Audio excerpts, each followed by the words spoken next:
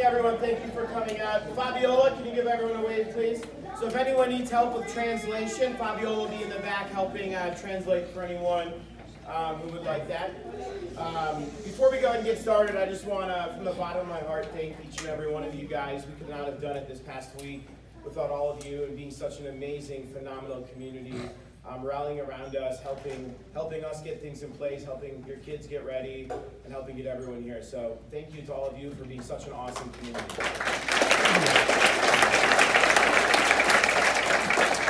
And without further ado, everyone has some questions, ideas, concerns, things like that. So Dr. Kriekard reached out to me already last week wanting to come on out, talk with the community as soon as possible to get input, share what he knows, and as much information as he knows. So, Dr. Kriekard.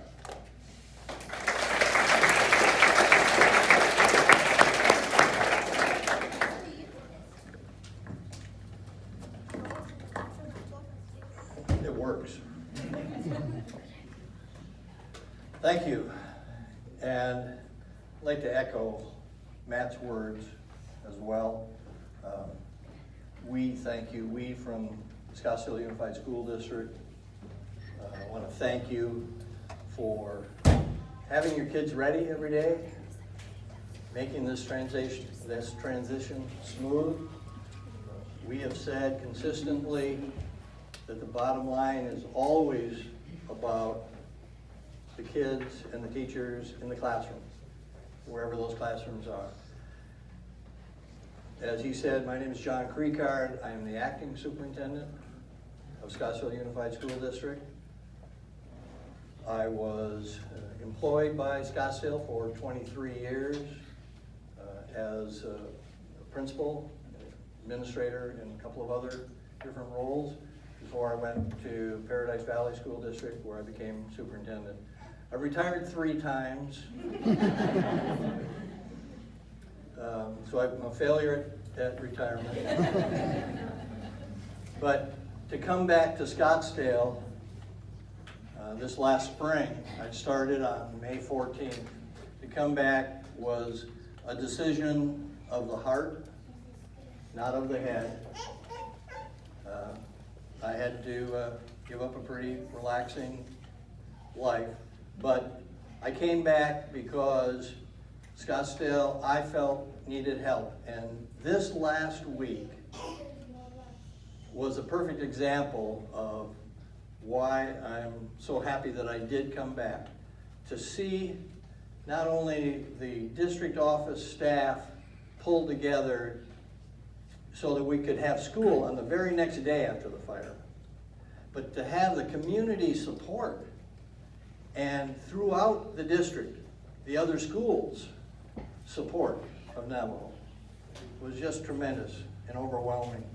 And it is a sense of community that I will never forget. And that's from throughout the district. So the big question, and this is something that I know that why we wanted to talk to you about. What is the near and long-term future of Navajo? I can speak to the near future, and we can talk about the process that has been started in the district with the governing board regarding the long-term future, not only of Navajo, but of a number of schools. The near future is, and my information comes to me from our Director of Building Services, our head facilities person, who has dealt with, he was the one who called me at 4:15 on Wednesday morning on his way to see the fire. And he has been heavily involved the whole time. So the damage was primarily, the fire was started in the storage area, the back of the classroom buildings, a storage area that is concrete block and cement roofing. It was like a brick oven. It is so hot, it was so hot that neither the fire department investigators nor the insurance company investigators have been able to determine the cause. And they were meeting together, sharing their notes, working on it.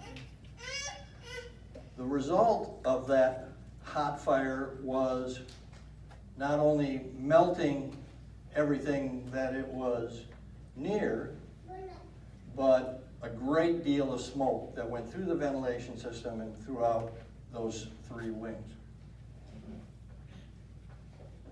On top of which was walls being melted and exposing asbestos.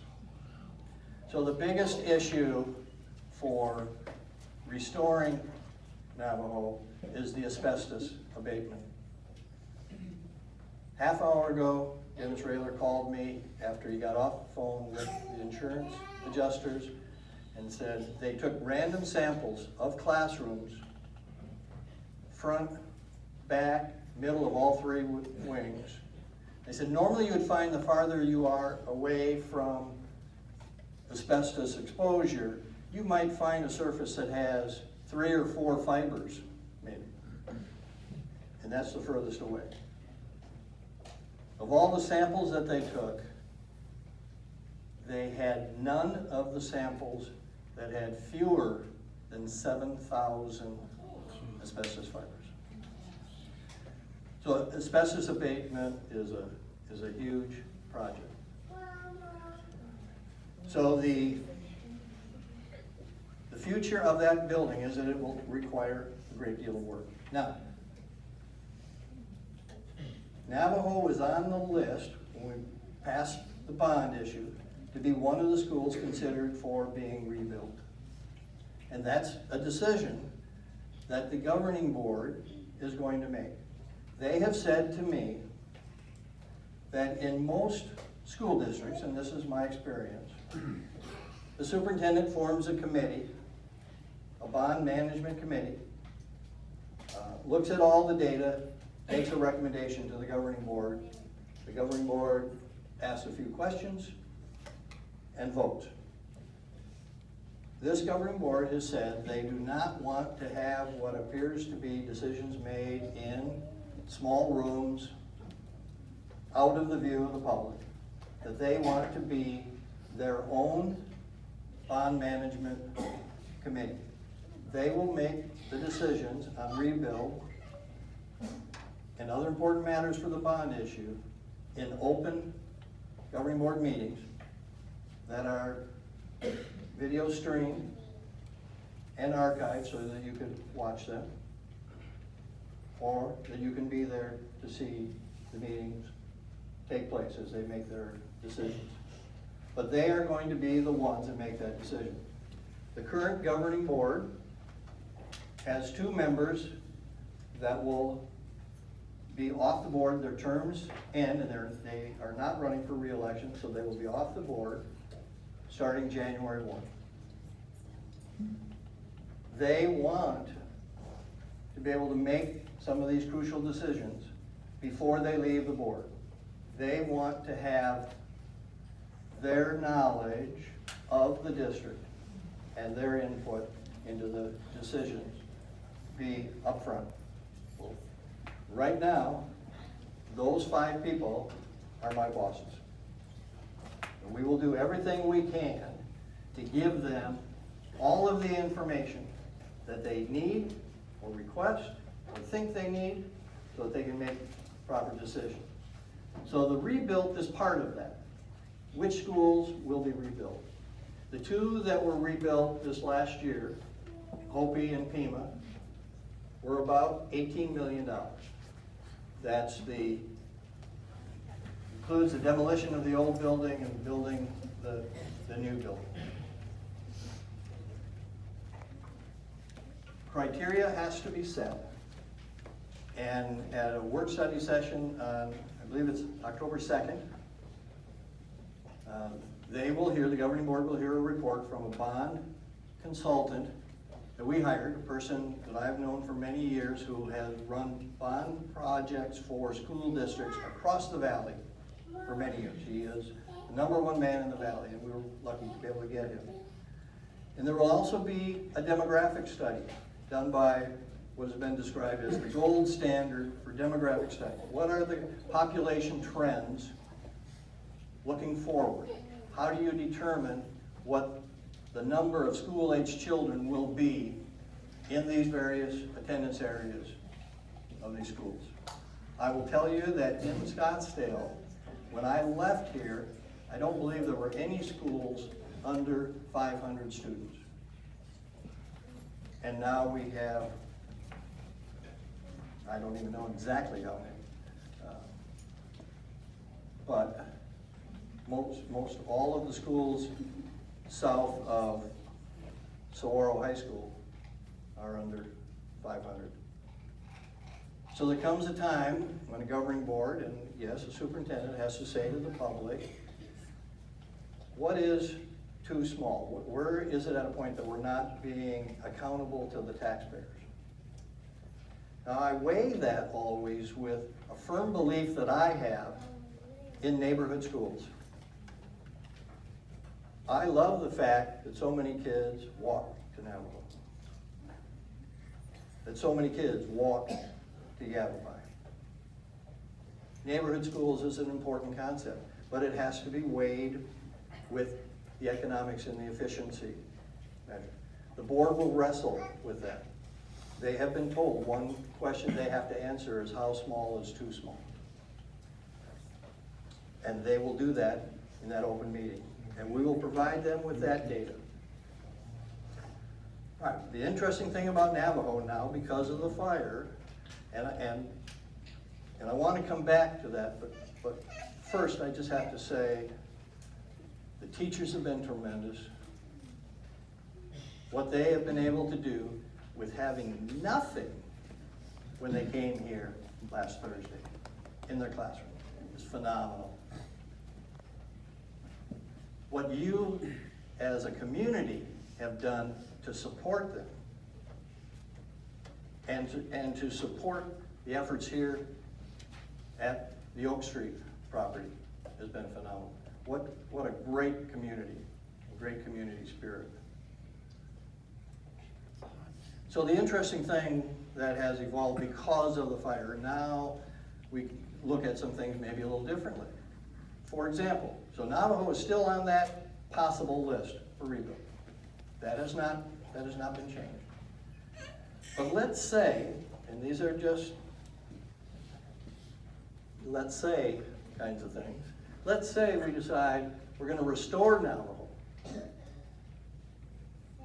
so that the building will look pretty much like it always has.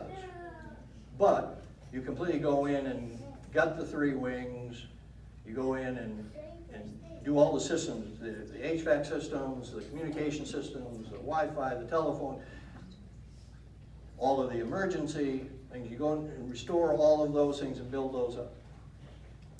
That would probably be about $3.5 to $4 million with the asbestos abatement.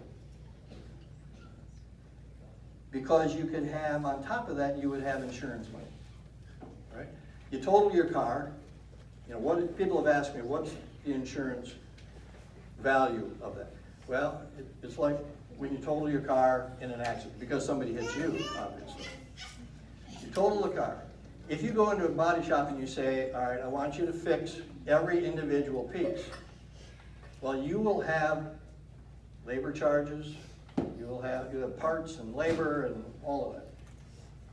That total will probably be more than what they would give you just on the total. Because they're not going to pay you for the tax and labor. The same thing is true at Navajo. If we rebuilt it piece by piece, we probably won't get as much if we just say to them, forget it, we're not doing anything, just total it will cost us more money to do that. But we can get that done.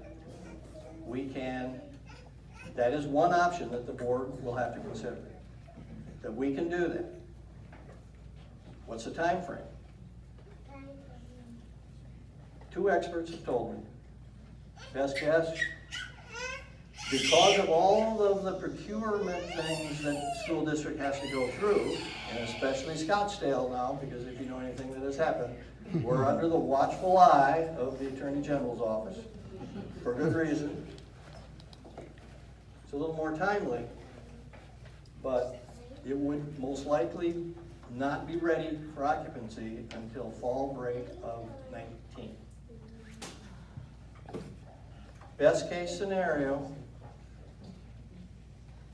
we really pushed, fast tracked it, we might open earlier, August. Everybody says that's pretty iffy. And I've been warned not to promise something like that. But that's the best case scenario, if that's what the board says they want to do, is rebuild it. Which means Navajo will be on this campus for the rest of this school year, regardless of the decision of the long-term future of Navajo. The damage was so severe. On Wednesday morning, we started out talking about, do we close school today? And then after the fire department left and our people were able to get in, so, oh no, it'll be longer than that.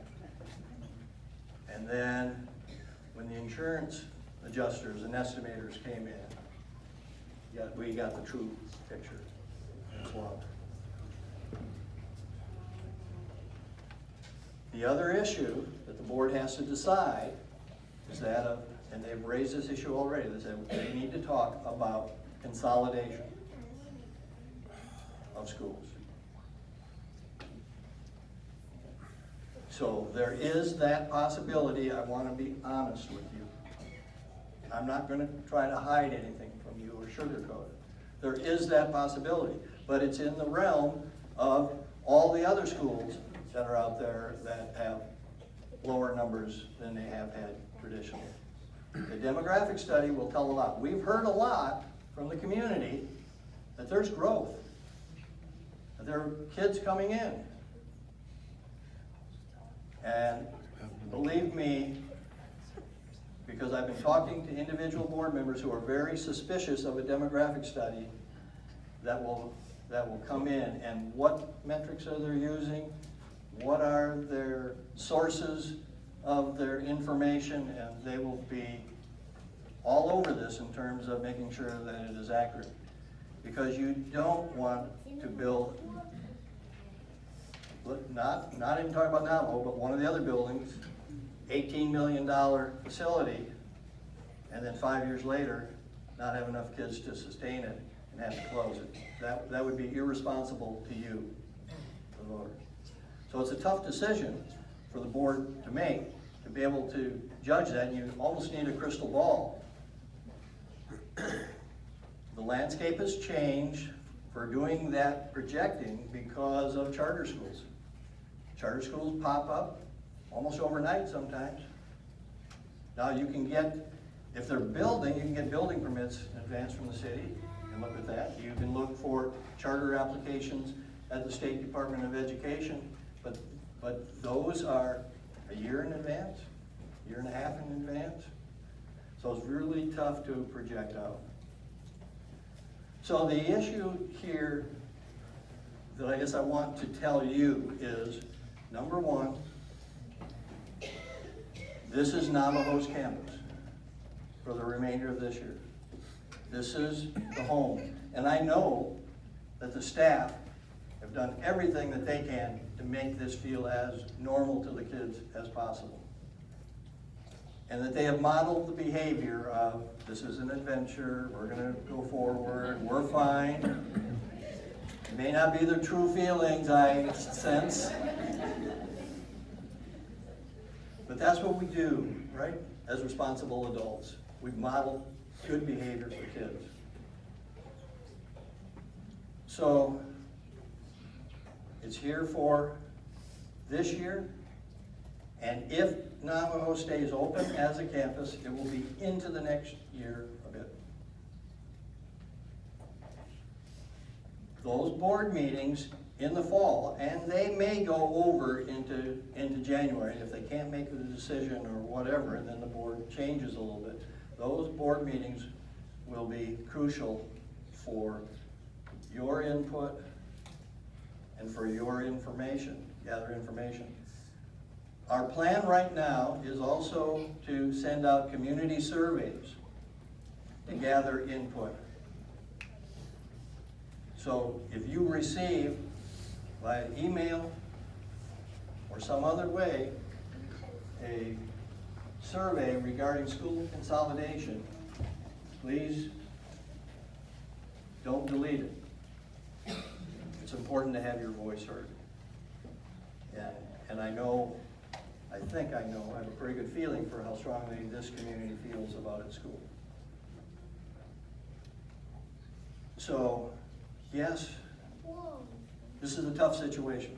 People have really worked hard to improve that. We continue to offer our support in every way that we can from the district office and in anything that we can do to help teachers. I met with the teachers earlier today, and they gave me a laundry list of things that they would like to have done, and we've already started working on those and looking into what can we do to help them. And I know that there continues to be community support, people asking what can we do for Navajo. And we will continue to push those along to get the kinds of materials and physical support that we can give the teachers. Emotional support, we will do everything we can to help them get through this.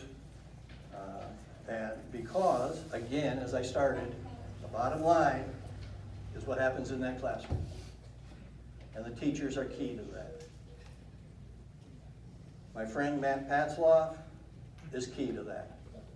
How he runs the school, how he works with the teachers, how he lets us know what is needed is important.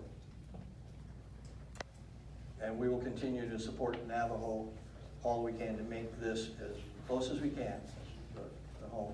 We might even add air conditioning.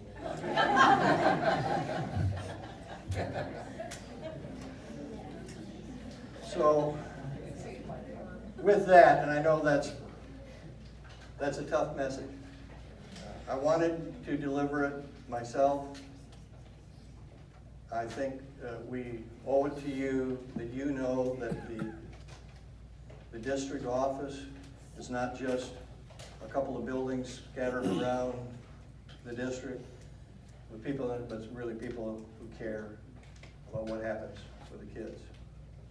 And that has, throughout my career, has been the bottom line for me. So with that, I open it up to questions. Yes, ma'am.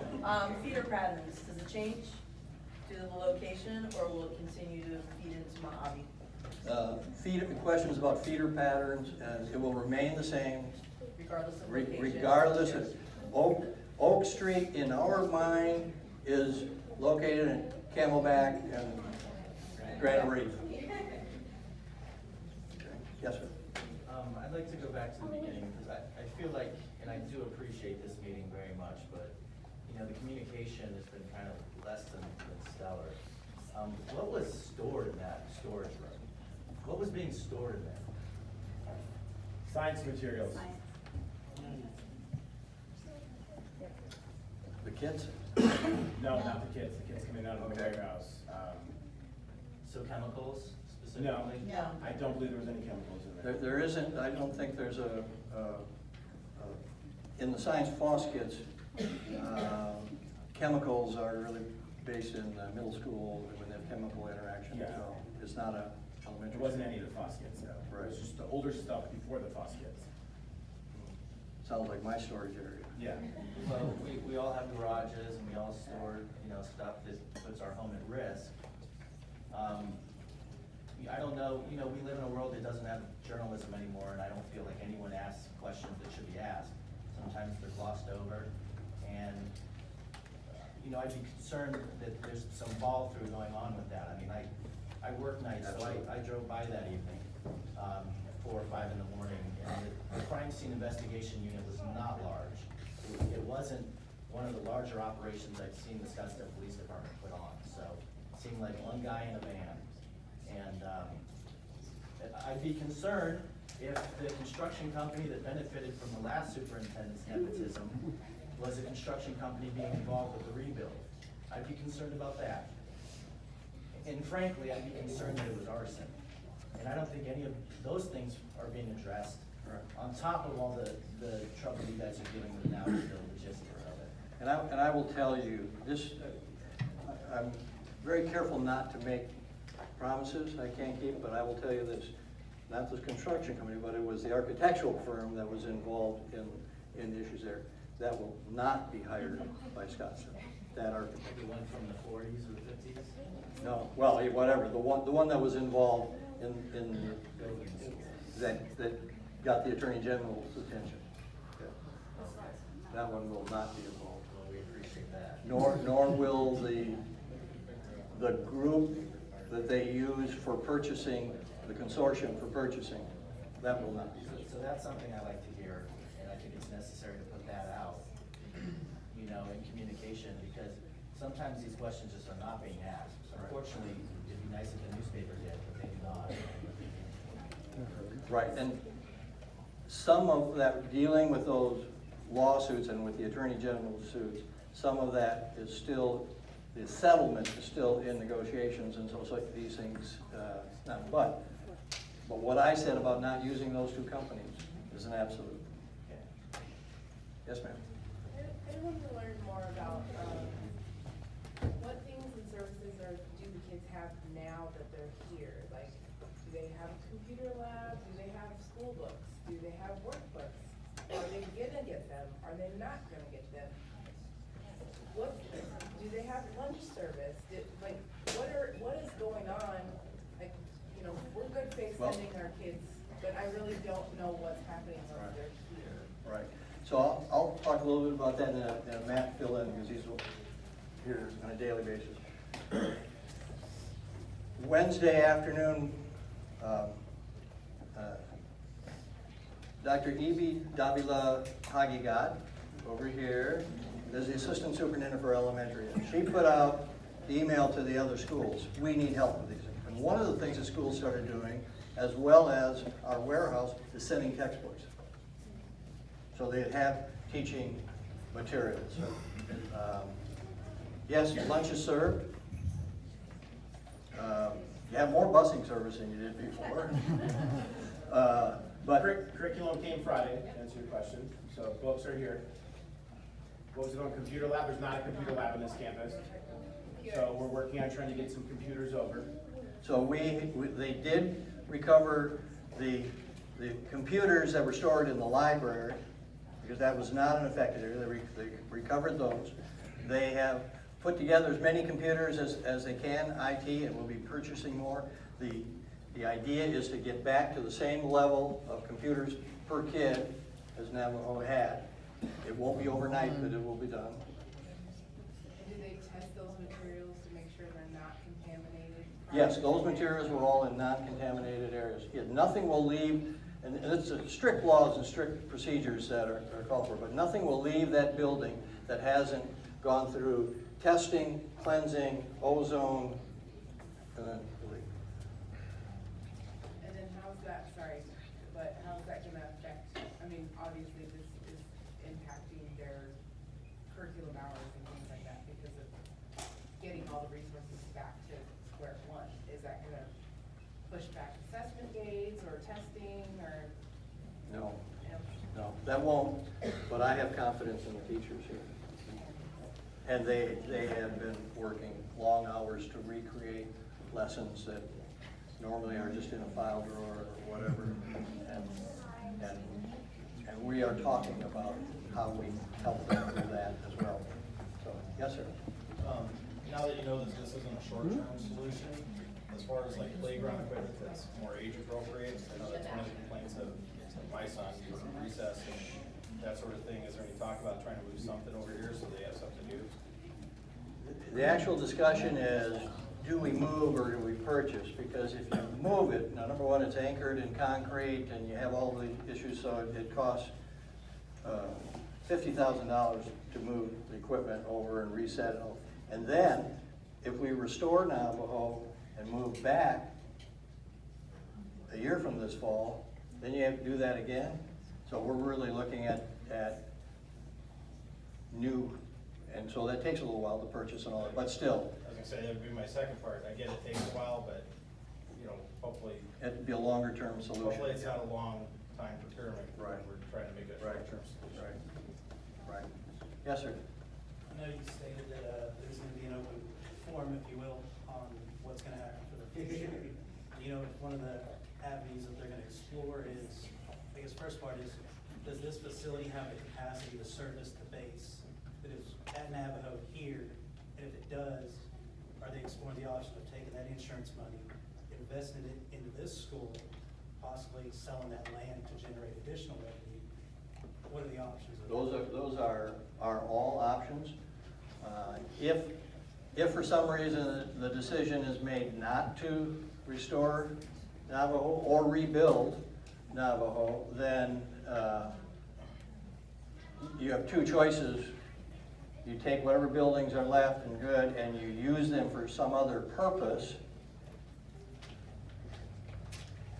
There are three choices. Or secondly, you sell the building, in which case the law now reads that charter schools can bid on those, and you have to take their bid on unused properties, school districts, that then go to the charter company for whatever cost, and it becomes their property.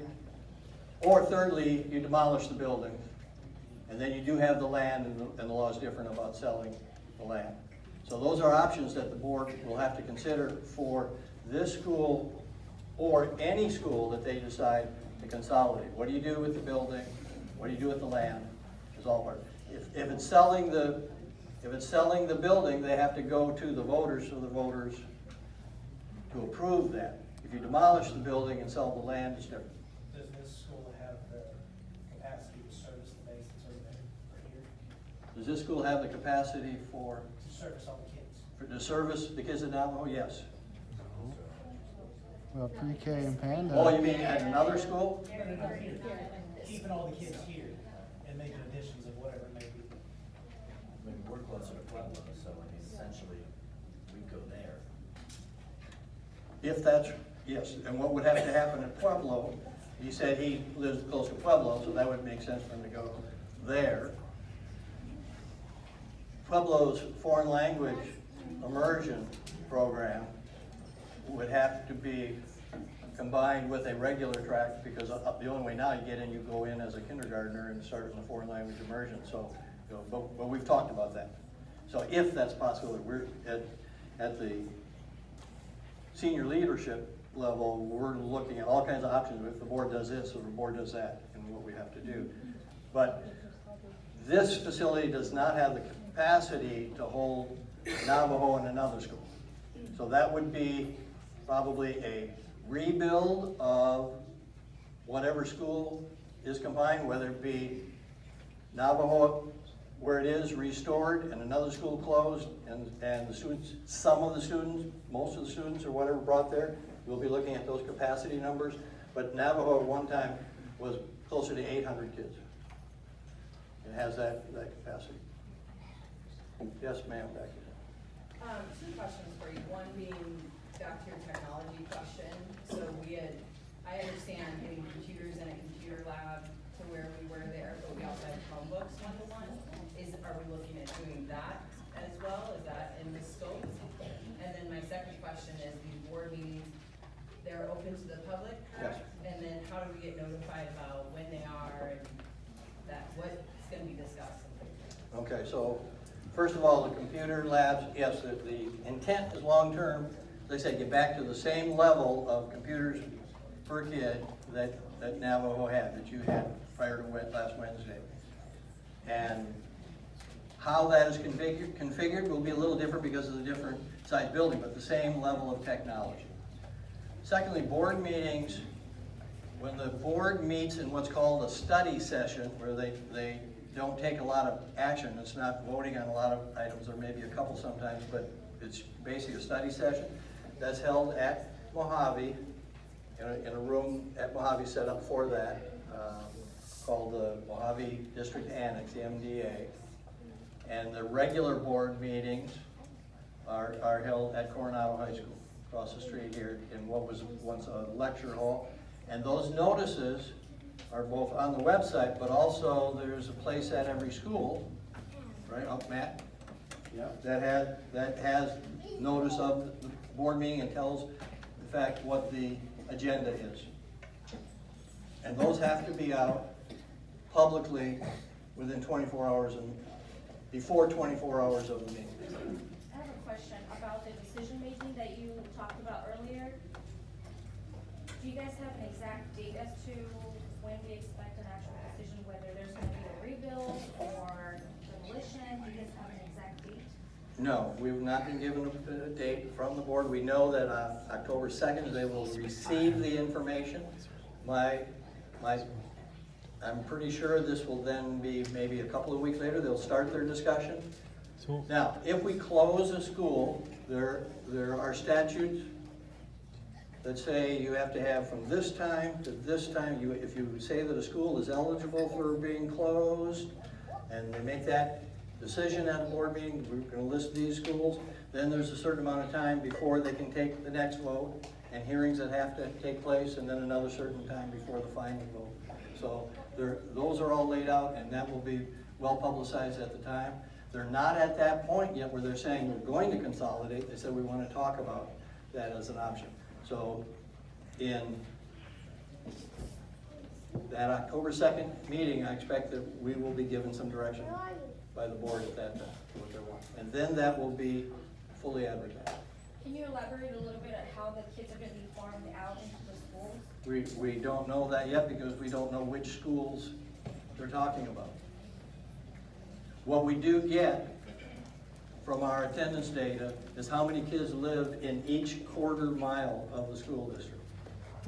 And traditionally what has been done in other districts is you look at that, or in this district years ago when they closed this school, when it was Tonto or Conalea, they look at where the kids are concentrated and what makes sense for where they would go to their closest school and combine. But until we know which schools, we're not dividing kids up. But why does that matter if it's open enrollment? So why does it That's matter true. if it's, why are they looking at a square block around the It's not school? only a neighborhood school, it's a choice school. We come here for a program that is not offered anywhere else. And that is absolutely true, and that's what makes the projection so hard, is the whole idea of choice. But in this community, it has one of the highest percentages of kids that live in the Navajo community go to Navajo school. Well, we So have that's a access to the, consideration. we have access to the demographic data that the board does. I mean, Yeah, so it'll be a public document, absolutely. So it does take Do factors you have a in. contingency plan? Because most businesses would have some type of contingency plan that says, hey, this could catch on fire someday, a giant tree could fall down and do the same damage. And how is it that there's a vacant school just on standby while you're talking about we might not go back to that school? Seems convenient. This school, after Tonto was closed and demolished, this campus was built as an alternative school for middle school and high school. It's called Sierra Vista. Previous administration closed that program, but there were special ed programs here, there's a central kitchen here. It is a facility that has other uses, and it was used as storage as well. Is why we were able to free up classrooms as we removed that. Those things are being stored and stored elsewhere. So, yes, the contingency plan is that worked well this time to have a school ready. If we rebuild a school 4 or 5 years in the future and need to evacuate the kids for a semester, we have a school available for them, or for any other emergency. Yeah. So I know that we move the speed of government with this stuff, and we're trying to do as much as possible. That being said, uncertainty makes people nervous. And I think the fact that we're already fighting charter schools to keep people in public school, that uncertainty might be enough for people to bail ship. So is there anything we can do to expedite the decision-making process so that at least people have less uncertainty, or make it as known as possible, so that when myself as a parent who now has to drive twice the distance, has to decide, I wanted my kid in STEM as they mentioned, and all that stuff is now gone, where is that gonna be in the district? And I have to make a decision if I go to the evil charter or if I stay in the school district. I'd like to stay in the school district. And we would like you to stay on school.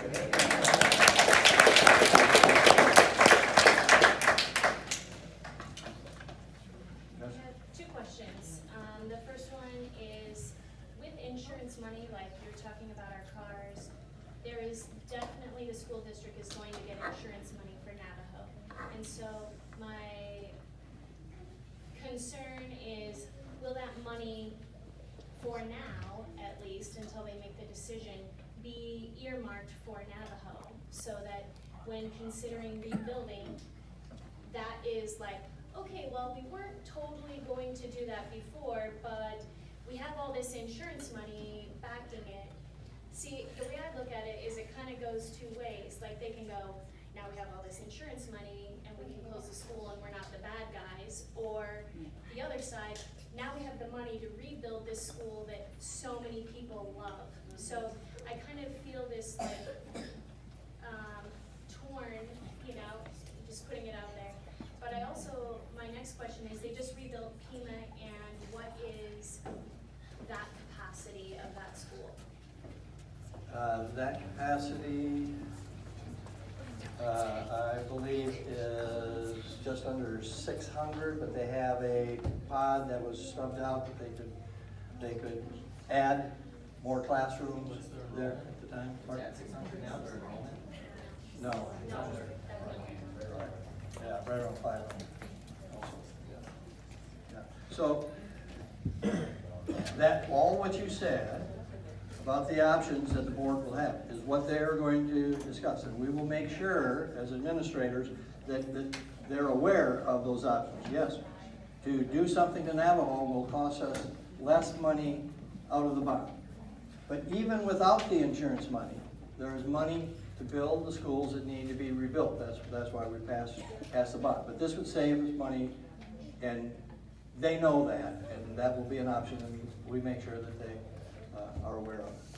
Yes, ma'am. I have a couple questions. First and foremost, the children's needs. So my thought is, with the replacement cost of insurance, usually it covers the contents, does it cover the contents of the district-owned items? And if so, it would seem valuable to be able to give the kids the computers or the parts they used to have with that money. Because I know, and I've had an insurance claim on my own home, they give you the money immediately. They're like, okay, if you don't have a mattress, go out and get yourself a mattress. I mean, to me, we're a STEAM school, you guys are a STEAM school, and technology is supposed to be part of it. So that's key. The other two things I have questions about is the gap between the $3.5 million